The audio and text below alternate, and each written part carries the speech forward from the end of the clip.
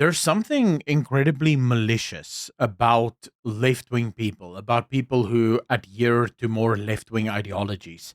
And it isn't so obvious when you just listen to the slogans and the stuff that they throw out there. It's really when they're just speaking, where when you look at the things that they're focused on, you look at the things that bother them. When you look, for example, across Europe, you have a massive surge in immigration and crimes and violent crimes related to massive Muslim immigration into places like Europe.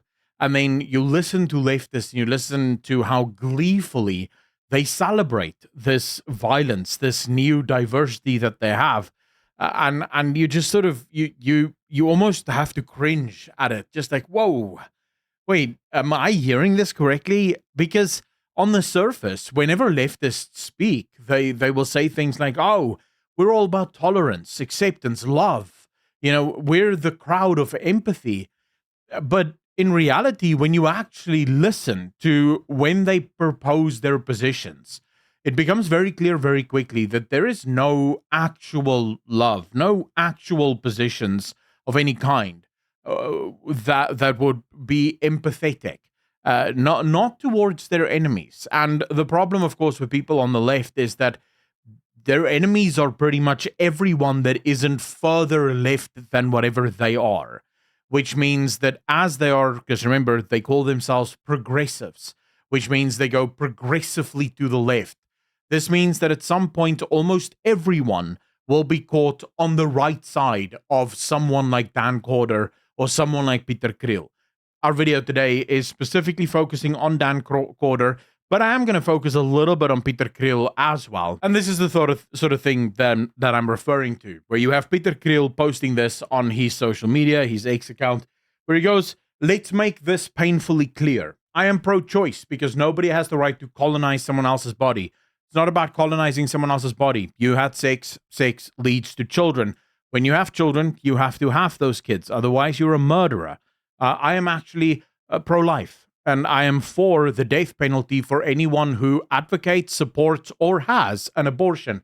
I am pro-immigration because borders are artificial, but human dignity is not." The problem with that statement, and I'm just going to do a couple of these. I'm not going to go through his entire list because all of them are as stupid as the first two that I just read you. But the problem with that statement is if you don't allow for borders, human dignity will not automatically follow. Unless a country has the ability to say to some people, enough now, we can't take any more, your own people will start to suffer. So the idea that we're just going to throw the borders open, Africa is a very poor continent. South Africa is one of the few mainly operating countries on the African continent. If you were to throw open the borders, the black people, the poorest people that you seem to care about, Peter, would be the ones suffering the most, because the borders of South Africa would absolutely be assaulted by black people trying to get in because they're hoping for a crumb of a better life. So this idea that you're for human dignity, yeah, that's not how it works. And if you had any sort of intellectual capability, you would be able to put two and two together. But of course you don't, so I wouldn't expect you to. But no, our focus today is on Dan Corder. I don't want to waste too much time any longer on Peter Krill. Dan Corder did a speech somewhere. And of course, as you can imagine, there's some things in this speech that I find highly problematic. 3,000 tweets to trend on South African Twitter. 3,000. That is nobody in a country of 66 million people. The further problem is the fact that most of the accounts on Twitter that regularly post, not most, half of them, around 45 to 50% of the posters that regularly post, there's no sign of human life. You are not having a stroke if you thought, wait, where's the evidence for this? He will also not be providing the evidence for this because there is no evidence for it. I have looked everywhere. I have searched every single database I know.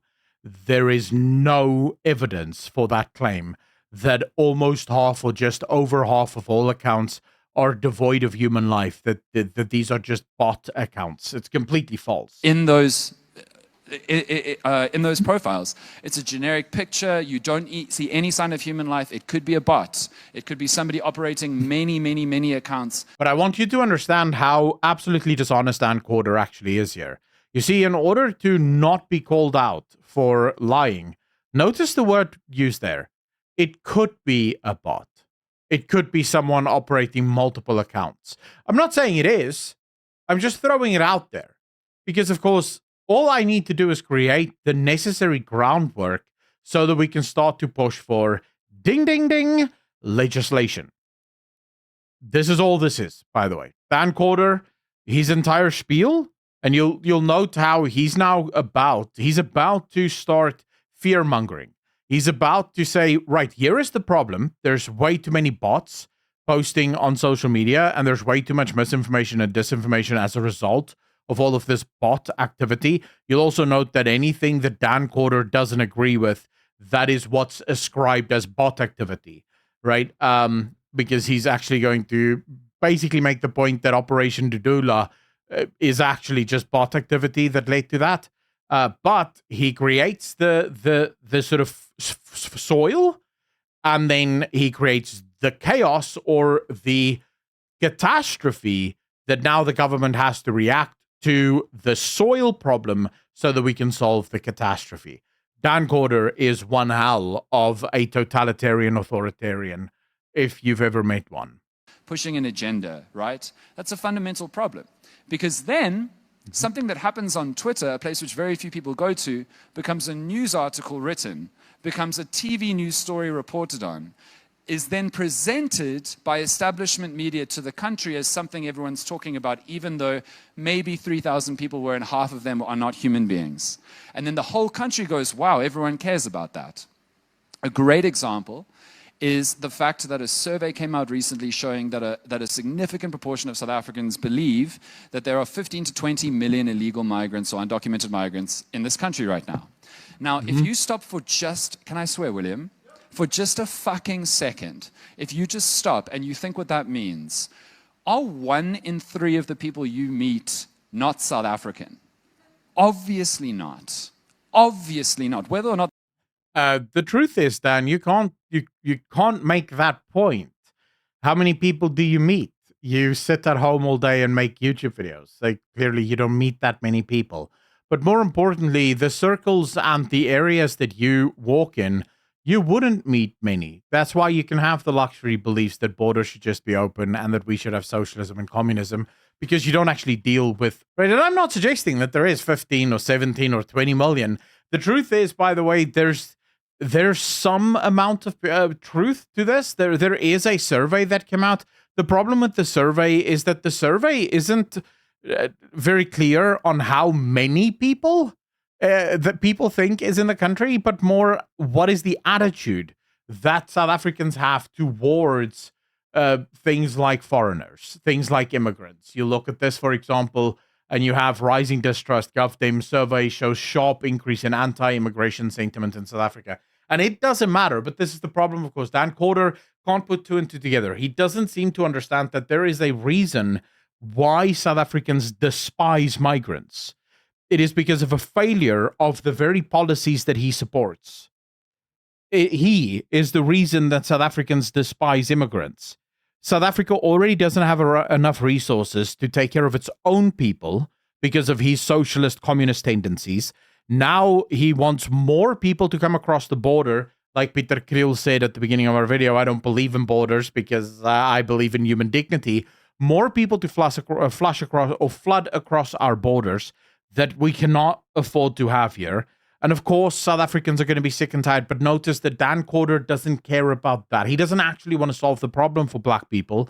What he's more interested in is just banning the ability for people to even speak. That's what he's interested in. That's the whole spiel here. They're documented, or you're in Cape Town and meeting another German and wishing somebody could speak Zulu is besides the point. Like, the point is that many South Africans have been so fundamentally misled by a Twitter hashtag that became an agenda, that became a xenophobic dog whistle. But listen to that. A Twitter hashtag is ultimately what led to people despising migrants. Never mind the fact that people and South Africa has had a very xenophobic attitude towards migrants for more than a decade. Way more than a decade, long before the Twitter hashtags came out. But he's now doing what leftists always do. They're just rewriting history. whatever I need to say in order to fit my agenda because I want to ban someone's speech, that I'll say. And that will become the new normal. That will become the new truth. It is a lie. Dan Corder is boldly standing there lying through his teeth. South Africans have always hated migrants. South Africans have never wanted migrants here. We have had xenophobic attacks for actually more than a decade, probably more than 2 decades. Because when life isn't good, when the economy isn't flourishing, when people don't have jobs, the last thing they want is people from other places taking what little they already don't have.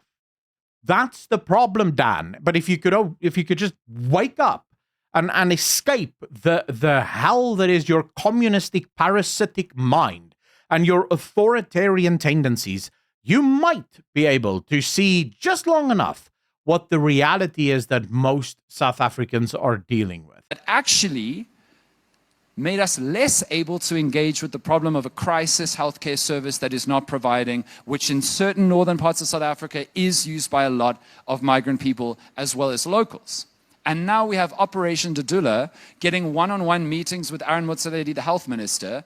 They got 1,000 votes in the last election and continually break the law without consequence, right? But you can see how the manipulation of our conception of the real, our conception of what South Africa is. See, but this is the problem, old Danny boy. Who decides what is the real? Is it you? Should I trust you? I caught you on about 3 lies in less than 3 minutes, 2 minutes and 18 seconds. You told about 3 lies. So clearly you're not the one we're going to listen to for truth and all that. So who are these angels that you want to suggest we listen to determine what is true, what is actually real? The fact of the matter is that Operation Dudula have accepted the fact that there is only one way to change this country, and that is through violence, because it's the only language that this government appears to understand. I don't agree with what they're doing, but I damn well think it's effective. If it gets you a meeting with the minister, maybe more people in South Africa should follow suit, because clearly nothing else is working. Your communism, socialism nonsense continues to reign supreme and cause suffering for every single South African in this country. But you're too stupid to actually notice that because, of course, you're a product of the government propaganda centers that you call an education here in South Africa, which I'm almost certain you didn't even attain the public education. You probably went to some posh private school here in South Africa.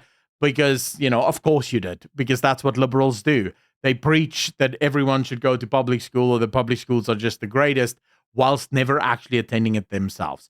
But never mind that. I don't know Dan Corder from Adam. I know that I don't like him. I know that he is a liar and a cheat, and I don't have time for people like this. You should never fall for crap like this, because fundamentally, people like this, he is an authoritarian. Make no mistake about that. He wants full control over every single thing that you can see, every single thing that you can speak about, because he doesn't like the fact that there are people with differing opinions. If Dan Corder had his way, every single right-wing organization and right-wing person in this country would be silenced into perpetuity, because from his perspective, that's the real issues here in South Africa. Thank you so much for watching. Massive shout out and thank you to all of the patrons as well as the YouTube channel members. If you want to become a patron, hit the link in the description down below or join button right below this video. Like if you like, dislike if you didn't, and I'll see all of you in the next one.